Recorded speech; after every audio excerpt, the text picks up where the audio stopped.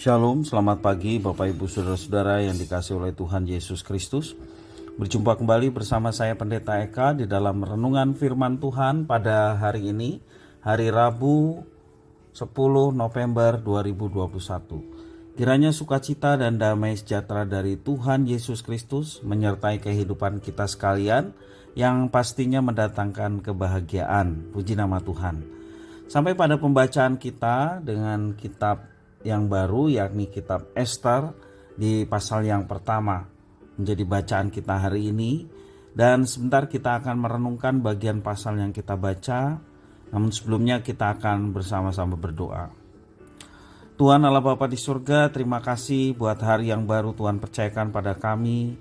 Kami mau terus mengisi hati dan pikiran kami dengan kebenaran firman Tuhan. Kau yang memampukan untuk kami dapat mengerti, memahami apa yang Kau maksudkan. Kau juga menolong kami untuk kami dapat terapkan dalam kehidupan kami setiap hari. Terima kasih Bapa, terpujilah namamu. Demi nama Tuhan Yesus kami berdoa. Amin. Bapak Ibu Saudara-saudara yang dikasihi oleh Tuhan Yesus Kristus, di dalam Ester pasal yang pertama ini kita belajar dari seorang raja Persia yang bernama Ahasveros. Ahasveros adalah raja Persia yang menguasai 127 daerah dari India sampai ke Ethiopia. Memang kerajaan Persia pada waktu itu menjadi kerajaan yang besar dan ditakuti oleh banyak bangsa lain. Ya, kalau kita perhatikan dari India sampai Ethiopia, ini meliputi ada 3 benua, yakni Asia, Afrika, dan Eropa.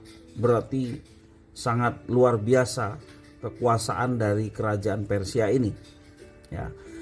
Ahasveros memerintah dari tahun 486 sampai 465 sebelum Masehi. Dan ia memerintah menggantikan ayahnya Darius. Saat itu Persia menjadi kerajaan yang terkuat setelah menaklukkan Babel pada tahun 539 sebelum Masehi. Untuk memamerkan kekayaan, kemuliaan kerajaannya dan keindahan kebesarannya yang bersemarak, dalam ayat yang keempat menjelaskan bahwa itulah keadaan kerajaan Persia. Di samping itu, Baginda memamerkan kekayaan, kemuliaan kerajaannya dan keindahan kebesarannya yang bersemarak. Berhari-hari lamanya sampai 180 hari. Luar biasa ya. Ahasveros dikatakan menggelar pesta bagi semua pembesar dan para pemimpin daerah kurang lebih 6 bulan. Atau di situ dikatakan selama 180 hari. Nah, dilanjutkan di dalam ayat yang kelima. Setelah genap hari-hari itu, maka raja mengadakan perjamuan lagi 7 hari lamanya bagi seluruh rakyatnya yang terdapat di dalam benteng Susan, daripada orang besar sampai kepada orang kecil, bertempat di pelataran yang ada di taman istana kerajaan. Ditambah lagi Bapak Ibu Saudara, ya, beberapa hari untuk mengadakan pesta. Itulah yang dilakukan oleh Ahasveros raja Persia. Namun ironisnya, sekalipun secara politik sang raja memerintah atas wilayah dan penduduk yang sangat besar, namun ia gagal menguasai dirinya. Di hari terakhir perjamuan itu ia dikuasai anggur alias mabuk, ya. Dalam ayat yang ke-10. Lalu ia meminta agar Ratu Wasti, istrinya yang sangat elok rupanya, dipamerkan di depan banyak orang. Namun di luar dugaan sang istri menolak, sang ratu menolak. Hal ini membuat sang raja menjadi murka, lalu mengeluarkan undang-undang, dan undang-undang tersebut dinyatakan pada saat ia mabuk, dan undang-undang tersebut tidak dapat dicabut kembali. Apa yang dikatakannya? Sang ratu dilarang bertemu raja selamanya, dan posisinya sebagai ratu dicabut dan digantikan orang lain. Ayat yang ke-19. Jikalau baik pada pemandangan raja, hendaklah dikeluarkan suatu titah kerajaan dari hadapan baginda dan dituliskan di dalam undang-undang Persia dan Media, sehingga tidak dapat dicabut kembali, bahwa Wasti dilarang menghadap Raja Ahasveros, dan bahwa raja akan mengaruniakan kedudukannya sebagai ratu kepada orang lain yang lebih baik daripadanya. Itulah ketentuan yang tidak bisa dicabut lagi. Nah, Bapak Ibu Saudara, memang pada akhirnya ia menyesali atas apa yang telah dilakukannya. Pasal 2 ayat yang pertama mengatakan, sesudah peristiwa-peristiwa ini, setelah kepanasan murka Raja Ahasveros surut, terkenanglah baginda kepada Wasti dan yang dilakukannya, dan kepada apa yang diputuskan atasnya. Itu suatu perkataan yang menunjukkan ada penyesalan.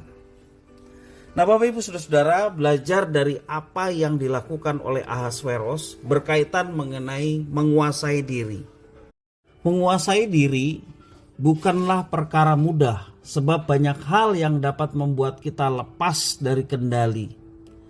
Syukur kepada Tuhan, Roh Tuhan, yakni Roh Kudus, menolong kita untuk menguasai diri. Sebab penguasaan diri masuk juga di dalam buah roh, seperti yang dinyatakan firman Tuhan dalam Galatia pasal 5 ayat 23. Penguasaan diri itu boleh dinyatakan bagi setiap orang yang dipimpin oleh Roh Kudus, sehingga kita dapat bertindak secara bijaksana, hati-hati, tidak sembrono, dan mengambil satu keputusan tidak sembarangan seperti yang dilakukan oleh Ahasveros. Tentu saja kita perlu melatih diri kita dan menguasainya agar kita menggunakannya untuk memuliakan nama Tuhan. Bapak Ibu Saudara-saudara yang dikasihi oleh Tuhan, jika Roh Kudus dicurahkan atas kehidupan kita, marilah kita senantiasa hidup dipimpin oleh Roh Kudus. Sebab dalam Roma pasal yang ke-8 ayat yang ke-14, orang-orang yang dipimpin oleh Roh Kudus, merekalah yang disebut anak-anak Allah, dan diberikan satu kehormatan memanggil Sang Pencipta Bapa. Nah, Bapak Ibu Saudara-saudara yang dikasihi Tuhan, menjadi ciri dari anak-anak Allah, yakni orang yang dipimpin oleh Roh Kudus, hidupnya dikendalikan oleh Roh Kudus dan dinyatakan dengan pengendalian diri yang stabil oleh karena pertolongan Tuhan, sehingga kita tidak mudah mengambil keputusan, bahkan keputusan yang salah, yang keliru, sehingga tidak menjadi penyesalan di kemudian hari. Karena itu Bapak Ibu Saudara-saudara, mari kita senantiasa peka terhadap pimpinan Roh Kudus, sehingga kita sekali lagi menjadi orang-orang yang bijaksana, khususnya dalam mengambil sebuah keputusan, sehingga keputusan yang kita ambil oleh karena pimpinan Tuhan menjadi berkat baik bagi diri kita sendiri maupun orang lain. Nama Tuhan dipermuliakan, banyak orang yang diberkati melalui kehadiran Bapak Ibu Saudara sekalian. Orang yang menguasai dirinya melebihi orang yang merebut kota. Itu yang dikatakan Amsal pasal 16 ayat 32. Marilah kita sebagai orang-orang percaya dipimpin oleh Roh Kudus, dan Roh Kudus itu menyatakan buahnya, yakni menguasai diri kita sendiri. Mari kita berdoa mengucap syukur atas firman Tuhan. Terima kasih ya Tuhan atas firman-Mu. Engkau memampukan kami untuk kami memiliki penguasaan diri yang baik, sehingga kami mengambil keputusan dengan bijaksana, tidak sembrono, dan kami melakukan segala sesuatunya hanya untuk kemuliaan nama Tuhan. Dan kami percaya apabila Tuhan dimuliakan, maka hidup kami boleh menjadi berkat bagi banyak orang. Sebagaimana Tuhan Yesus mengatakan, apabila Anak Manusia dimuliakan, maka aku akan menarik orang-orang datang kepadaku. Biarlah firman itu terjadi dalam kehidupan kami semua, oleh karena Tuhan yang menolong untuk kami dapat menerapkannya.